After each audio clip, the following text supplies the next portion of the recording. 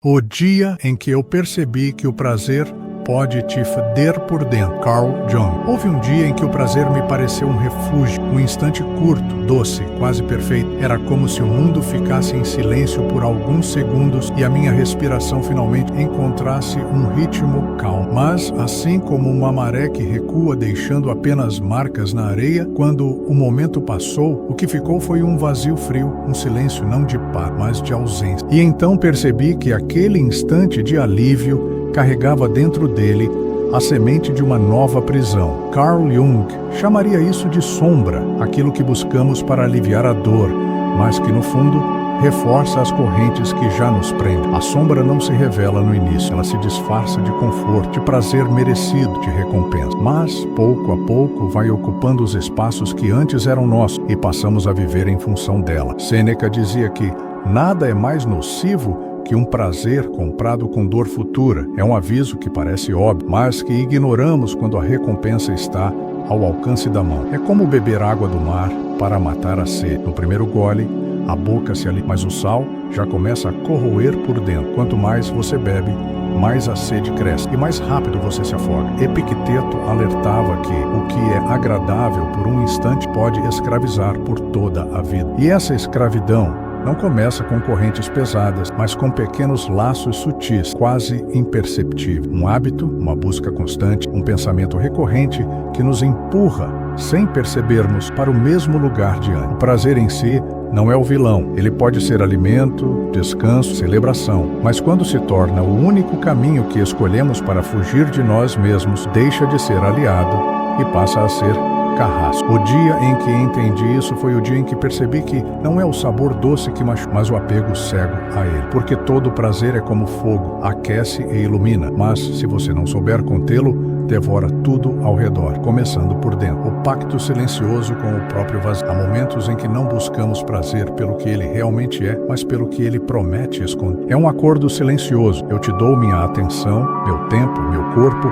e você, por um instante, esconde de mim o peso que carrego. Assim, comemos não pela fome, mas para calar a ansiedade. Gastamos não pela necessidade, mas para adormecer a sensação de insuficiência. Nos entregamos não pelo vínculo, mas para preencher o espaço que não conseguimos encarar. Esse pacto traiçoeiro, porque parece dar certo no início. O prazer imediato funciona como uma cortina pesada, fechando a vista para o que incomoda. Por alguns minutos, parece que nada dói, mas, como toda cortina, ele apenas impede a visão, não muda o que está lá. E quando o efeito passa, que estava escondido, não só permanece, como muitas vezes se intensifica. É como varrer o pó para baixo do tapete. Mais cedo ou mais tarde, tropeçamos nele. A ilusão de controle é uma das partes mais perigosas desse acordo. Achamos que estamos escolhendo, quando na verdade estamos obedecendo a um impulso moldado pelo medo do desconforto. Cada vez que recorremos ao prazer como anestesia, reforçamos a mensagem de que não somos capazes de suportar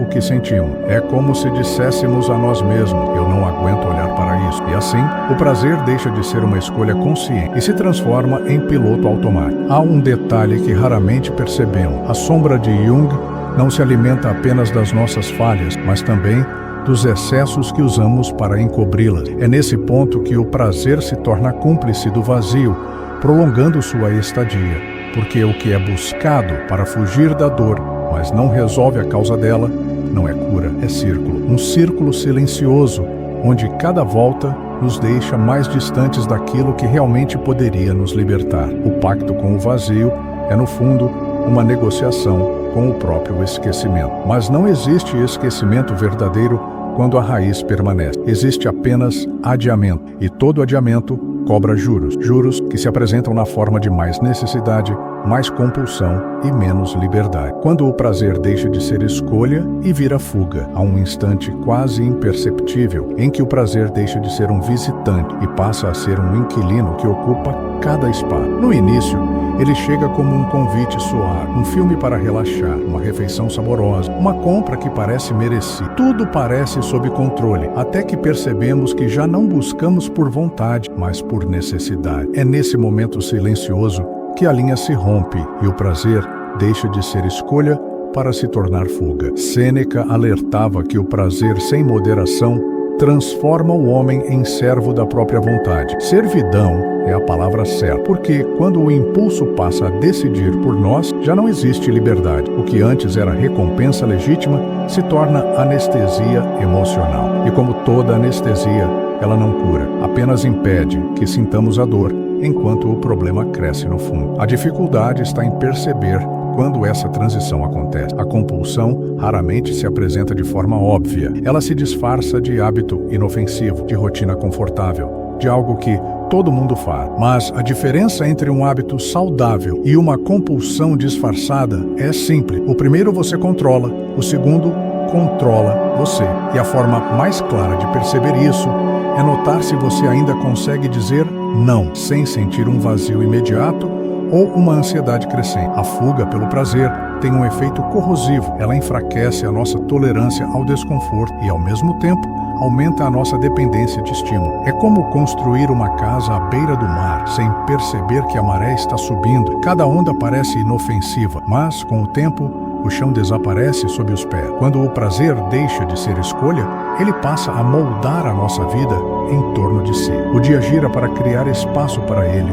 As decisões se alinham para facilitá-lo e as emoções começam a depender da sua presença. E quando isso acontece, não é mais o prazer que está nos servindo, somos nós que passamos a servi-lo. A armadilha da dopamina, o cansaço invisível. Há um tipo de cansaço que não vem do trabalho, nem da falta de sono, mas de uma busca incessante por estímulos que nunca se saciam. É um esgotamento que parece não ter causa aparente, mas que nasce da repetição constante de pequenas recompensas imediatas. A cada clique, gole, mordida, toque ou notificação, o cérebro libera um sopro de prazer. Só que esse sopro se dissipa rápido, deixando para trás um vazio que pede mais. E assim, numa espiral silenciosa, a vida passa a ser movida não por significado, mas por pequenas doses de dopamina. Marco Aurélio dizia que a alma se tinge da cor dos seus pensamentos. E quando os pensamentos estão sempre voltados para o próximo prazer, eles se tornam inquietos e frágeis. O descanso verdadeiro desaparece, porque mesmo nos momentos de pausa, a mente está em busca de um próximo estímulo. É como caminhar por um campo aberto sem nunca parar para sentir o vento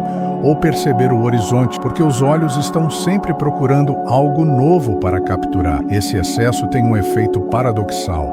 Ao invés de relaxar, ele exaure. O corpo pode estar sentado, mas a mente corre como se fosse obrigada a preencher cada segundo com algo agradável. E quanto mais tentamos nos satisfazer, mais distantes ficamos de uma satisfação genuína. É como comer açúcar para matar a fome. A energia vem rápido, mas logo desaparece, deixando uma necessidade ainda maior. O perigo está no fato de que essa armadilha é silenciosa. Ela se constrói no acúmulo de pequenos hábitos que isoladamente parecem inofensivos, mas juntos formam um ciclo de dependência, um ciclo que rouba a capacidade de se encantar com o simples, de se sentir pleno na quietude, de se satisfazer com o que já está presente. O cansaço invisível da dopamina não é apenas físico, é existencial. Ele nos afasta de nós mesmos, porque troca profundidade por quantidade, significado por intensidade passageira. E quando a vida se torna apenas a soma de prazeres rápidos, a alma,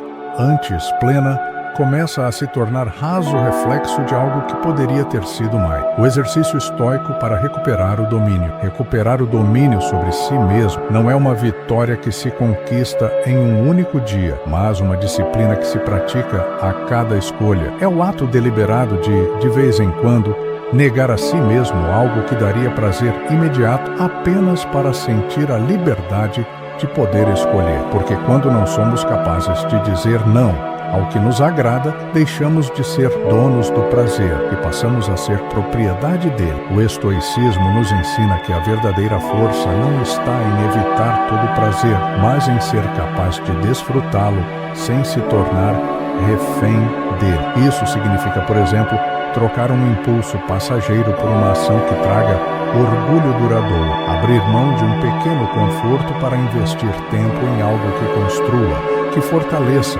que expanda quem somos. Essa troca não é sobre punição, mas sobre reconquista. É o resgate da capacidade de decidir com clareza. Registrar no fim do dia como se sentiu ao resistir é parte fundamental dessa prática, porque a mente precisa perceber a diferença entre o prazer rápido e a satisfação mais profunda, que vem da autoconsciência. É nesse registro silencioso e honesto que se enxerga o quanto o autocontrole não é frieza, mas liberdade. Epicteto lembrava que ninguém é livre se não é senhor de si mesmo, e senhor de si é aquele que pode aceitar ou recusar o que o mundo oferece sem perder a paz. Essa prática não transforma a vida de uma hora para outra, mas começa a criar fissuras no ciclo automático da busca incessante. Cada não consciente é como um tijolo colocado de volta na estrutura interna que sustenta a nossa dignidade. E pouco a pouco, o prazer deixa de ser o comandante para voltar ao seu lugar. Um convidado que pode entrar, mas que não dita as regras da casa. No final,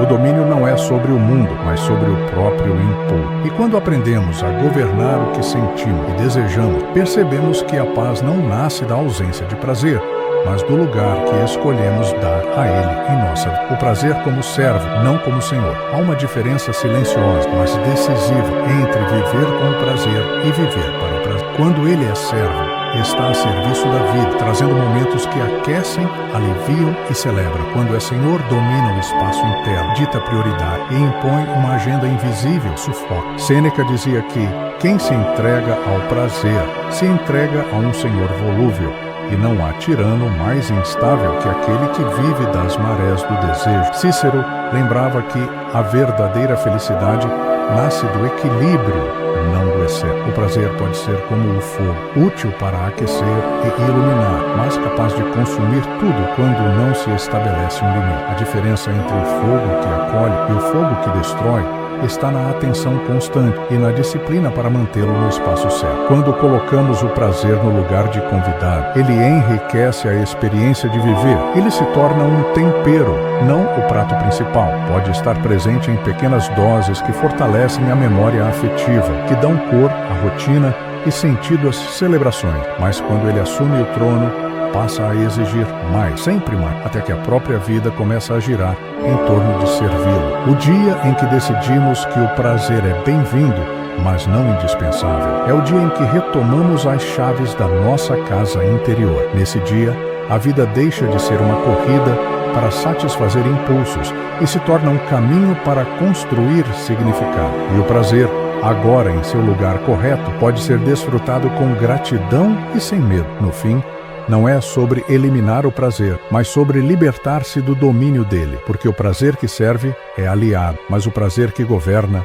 é prisão. E viver em paz é, antes de tudo, escolher quais portas se abrem e quais permanecem fechadas dentro de si. Chega um momento em que percebemos que não é o prazer que nos ameaça, mas a posição que damos a ele. Quando o tratamos como dono, vivemos para servi-lo, sacrificando tempo, energia e até a própria identidade. Quando o tratamos como hóspede, ele entra, alegra o ambiente e parte sem deixar dívida. Sêneca alertava que o que se entrega ao prazer se entrega a um senhor volúvel, e compreender isso é como recuperar as rédeas de um cavalo que corria sem direção. Cícero dizia que o equilíbrio é o fundamento da vida boa, e equilíbrio não se constrói negando o prazer, mas colocando-o na medida certa. Tal qual o fogo, ele pode aquecer ou destruir, pode iluminar ou consumir. A sabedoria está em cuidar para que sua chama não se espalhe além do necessário. O dia em que decidimos que o prazer é convidado e não dono da casa, é o dia em que a vida começa a respirar de outro modo. Passamos a encontrar beleza na pausa, satisfação no que é simples e alegria no que é real. O desejo deixa de ser uma âncora que nos prende e passa a ser um vento que empurra, mas só até onde escolhemos ir. Viver assim não é privar, é libertar. É compreender que a paz não se mede pela intensidade dos prazeres que experimentamos, mas pela liberdade de poder dizer sim ou não, sem que isso nos escravize. Porque o verdadeiro luxo é ter uma vida onde o prazer cabe, mas não manda. Onde ele soma, mas não governa. Onde a companhia, nunca prisão.